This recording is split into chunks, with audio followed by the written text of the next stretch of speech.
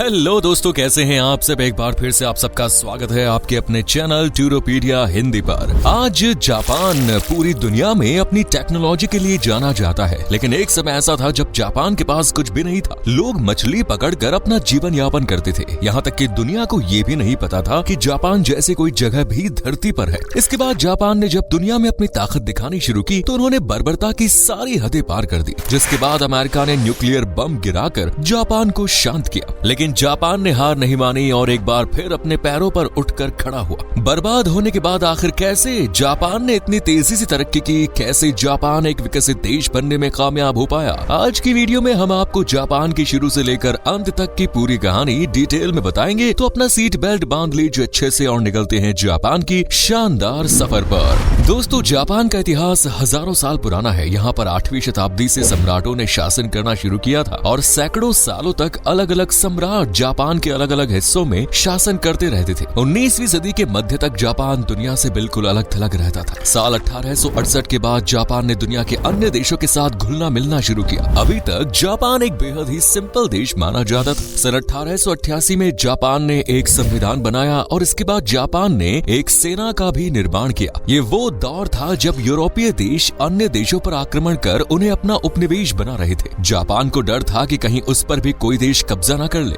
Japan ने अपने साम्राज्य का विस्तार करना शुरू कर दिया। सन 1910 में जापान ने कोरिया देश को अपने अधीन कर लिया और यहीं से जापान की बर्बरता की कहानी शुरू हुई। धीरे धीरे जापान की हिम्मत बढ़ती गई और जापान अन्य देशों में घुसने लगा और उन पर कब्जा करने लगा। एक समय ऐसा था जब जापान ने साउथ ईस्ट एशिया के कई देशों पर कब्जा किया। एक समय पर जापान को रोकना बहुत जरूरी हो गया था और सेकेंड वर्ल्ड वॉर में जापान ने जब अमेरिका के पर्ल हार्बर पर अटैक किया तो अमेरिका भी इस युद्ध में सक्रिय रूप से शामिल हो गया। जापान को रोकने के लिए साल 1945 में अमेरिका ने हिरोशिमा और नागासाकी पर न्यूक्लियर बम गिरा दिए, जिससे जापान बर्बादी के कगार पर पहुंच गया। जापान की आधी आबादी खत्म हो गई और उन परमाणु बम का असर कई दशकों तक देखने को मिला। सेकेंड वर्ल्ड वॉर के बाद अमेरिका ने जापान से कहा कि वो अपनी आर्मी को खत्म कर दे। जापान के पास उस समय कोई और ऑप्शन नहीं बचा था। जापान ने उसी समय तय कर लिया कि वो फ्यूचर में कभी परमाणु बम नहीं बनाएगा और अपने इस बात पर जापान आज तक कायम है। जापान की सुरक्षा की जिम्मेदारी अमेरिका ने ले ली थी। इससे उनका सेना के ऊपर होने वाला पैसा बचने लगा और उस पैसे को जापान ने अपनी तरक्की में लगाना उचित समझा। 1950 से 1953 तक चले कोरियन युद्ध में जापान ने बड़ी मात्रा में हथियारों की सप्लाई की और अपनी इकोनॉमी बूस्ट करने की कोशिश की, लेकिन ये कोशिश देश को मजबूत करने के लिए नाकाफी थी। जापान ने इलेक्ट्रॉनिक और टेक्नोलॉजी को अपना हथियार बनाया और इस क्षेत्र में अपनी जड़ें मजबूत करनी शुरू कर दी। जापान की जो कंपनियां पहले हथियार और सैन्य उपकरण बनाती थी, उन्होंने कस्टमर प्रोडक्ट्स बनाने शुरू कर दिए। जापान ने अपने देश में एजुकेशन सिस्टम को मजबूत किया और हर बच्चे को पढ़ाना शुरू किया। जापान के लोग बहुत पहले ही शिक्षा के महत्व को समझ गए थे। अपने अच्छी क्वालिटी के प्रोडक्ट्स के कारण जापान को धीरे धीरे अन्य देशों में पहचान मिलने लगी। कई देशों में जापान का सामान एक्सपोर्ट होने लगा। इसमें जापान की जनता और सरकार ने भी सहयोग किया। जापान के लोग हमेशा से ही बहुत मेहनती रहे। सरकार ने कंपनियों को खुलकर सपोर्ट किया। कंपनियों को न सिर्फ टैक्स रिबेट दी बल्कि उनके ऊपर पेपर वर्क का लोड भी कम कर दिया। जापान में कंपनी खोलने के लिए आज भी कोई खास कागजी कार्रवाई की जरूरत नहीं पड़ती। 1970 और 80 के दशक में जापान की इकोनॉमी बूस्ट होने लगी, लेकिन 1990 के दशक में जापान को आर्थिक मंदी की मार झेलनी पड़ी। पर तब तक ये देश इतना मजबूत हो गया था कि ये खुद को संभालने में कामयाब हो पाया। साल 1968 से लेकर 2010 तक जापान अमेरिका के बाद वर्ल्ड की दूसरी सबसे मजबूत अर्थव्यवस्था बना रहा। फिलहाल जापान की जीडीपी वर्ल्ड में तीसरे नंबर पर है, लेकिन उम्मीद है साल 2030 तक जापान भारत को पीछे छोड़कर तीसरे नंबर पर पहुंच जाएगा। दोस्तों, आज के समय में जापान की कुल जनसंख्या 12 करोड़ 70 लाख के आसपास है और इस देश का लैंड एरिया है 3,77,975 वर्ग किलोमीटर। जापान 6800 से अधिक टापुओं से मिलकर बना हुआ है। देश की डेंसिटी पॉपुलेशन 340 के आसपास है और HDI स्कोर है 0.919, जो काफी बेहतर नजर आता है। यहाँ के लोगों का रहन सहन और लाइफस्टाइल भी कमाल है। जापान की जीडीपी 5.065 ट्रिलियन डॉलर्स है, तो वहीं यहाँ के लोगों की पर कैपिटा इनकम है 43,760 डॉलर्स। जापान की राजधानी टोक्यो है। जापान के लोग धर्म और अध्यात्म में भी रुचि रखते हैं। यहाँ पर 51% लोग फोक शिंटो धर्म को मानते हैं और लगभग 35% लोग बौद्ध धर्म को फॉलो करते हैं। इसके अलावा 2.3% लोग ईसाई धर्म को मानते हैं और 7% लोग किसी भी धर्म को नहीं मानते। जापान के लोग सादा जीवन जीवन उच्च विचार को अपने जीवन में वास्तव में फॉलो करते हैं। जापान का कल्चर पूरी दुनिया से बिल्कुल अलग है। इस देश में लोग कभी साइन नहीं करते, बल्कि हर किसी के पास अपनी एक पर्सनल स्टैंप होती है, जिसे हैंको कहते हैं। इस देश में आपको वर्ल्ड की सबसे वाहियात जॉब्स देखने को मिल जाएंगी। यहाँ लड़कियां अपने आंसू पहुंचने के लिए हैंडसम वीपिंग बॉय को रेंट पर ले सकती है। ट्रेन में इतनी भीड़ भाड़ होती है कि लोगों को अंदर धकेलने के लिए ट्रेन पुशर्स को काम पर रखा जाता है। यदि किसी को लगता है कि उसके मेहमान कम है और शादी में भीड़ भाड़ करनी है, तो वो फेक वेडिंग गेस्ट्स को इनवाइट कर सकते हैं। जैसा कि हमने आपको पहले बताया कि जापान अपनी टेक्नोलॉजी के कारण पूरी दुनिया में पहचाना जाता है। पहली बार कैमरे वाले फोन का आविष्कार जापान ने किया था। 3D पेंटिंग भी जापान के वैज्ञानिकों ने ही विकसित की है। और आज के समय में पेमेंट से लेकर टिकट खरीदने तक हर जगह जिस QR कोड का इस्तेमाल आप कर रहे हैं वो भी जापान द्वारा ही बनाया गया है। इसके अलावा रोजाना हम सोशल नेटवर्किंग साइट्स पर जो इमोजी यूज करते हैं, उसके आविष्कार का श्रेय भी जापान को ही जाता है। आज मार्केट में कोई भी प्रोडक्ट हो या कंपनी हो, यदि वो जापान से संबंधित है तो उस पर आंखें बंद करके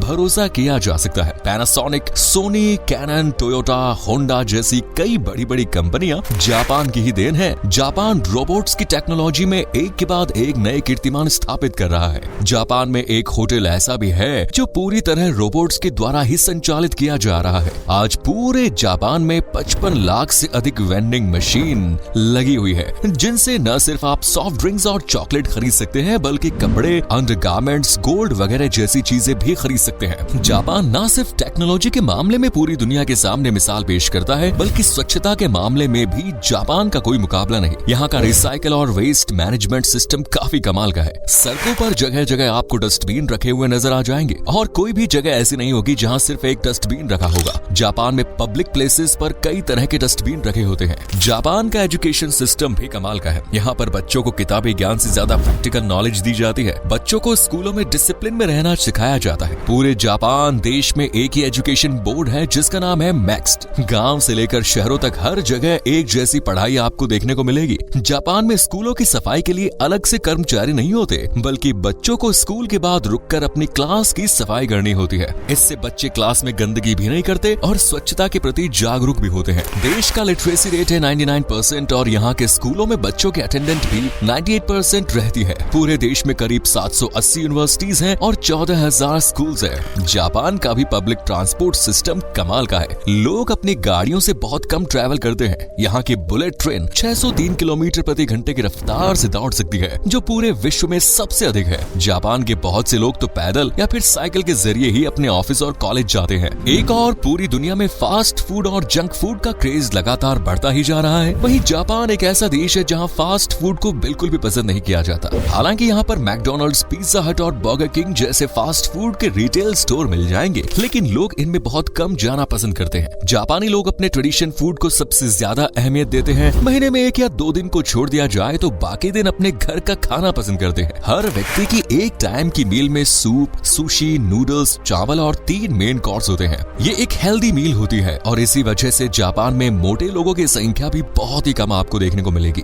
जापान में कुछ साल पहले सरकार द्वारा मेटाबो लॉ लाया गया था। इस कानून के तहत 45 से 74 इयर्स के लोगों के लिए वेस्ट साइज की एक लिमिट तय कर दी गई है। इस एज ग्रुप के पुरुषों का वेस्ट साइज है 33.5 इंच से अधिक नहीं होना चाहिए, तो वहीं महिलाओं का वेस्ट साइज 35.4 से अधिक नहीं होना चाहिए। जापान घूमने के लिहाज से एक बेहतरीन देश है। टोक्यो शहर से आप अपनी ट्रिप की शुरुआत कर सकते हैं। ये एक अल्ट्रा मॉडर्न सिटी है। 634 मीटर ऊंचा टोक्यो स्काई ट्री से शहर का विहंगम दृश्य देखने को मिलता है। टोक्यो और जापान की हिस्ट्री जानना चाहते हैं तो आप इंपेरियल पैलेस की सैर एक बार अवश्य करें। अगर आप पार्टनर के साथ टोक्यो घूमने जा रहे हैं तो निजुबशी ब्रिज जैसी रोमांटिक जगह जरूर विजिट करें। इनके अलावा टोक्यो, डिज्नीलैंड, डिज्नी सी, घिबली म्यूजियम और शिनजुकू जैसी जगह भी आप टोक्यो में घूमने के लिए जा सकते हैं। टोक्यो के अलावा क्योटो शहर भी सैलानियों के मन को खूब लुभाता है। 17वीं सेंचुरी में बना नीजो कस्टल और 8वीं शताब्दी में बना क्योटो इंपेरियल पैलेस इस शहर की सबसे ऐतिहासिक साइट्स मानी जाती है। माउंट फूजी जापान की सबसे ऊंची चोटी है और एक प्रमुख टूरिस्ट डेस्टिनेशन भी। हाइकिंग और ट्रैकिंग का शौक रखने वाले लोगों के लिए ये जगह किसी जन्नत से कम नहीं। निक्को को जापान में टेम्पल टाउन या मंदिरों के शहर के नाम से जाना जाता है और इसे यूनेस्को की वर्ल्ड हेरिटेज साइट्स में भी शामिल किया गया है। जापान की करेंसी की बात करें तो यहाँ पर येन चलता है। भले ही आज जापान बहुत विकसित नजर आता है, लेकिन इसकी करेंसी भारतीय करेंसी से भी कमजोर है। तो ये थी जापान की शुरू से लेकर अंत तक की पूरी कहानी। उम्मीद करते हैं वीडियो पसंद आया होगा। आया तो लाइक करें, शेयर करें और चैनल को सब्सक्राइब जरूर करें। धन्यवाद।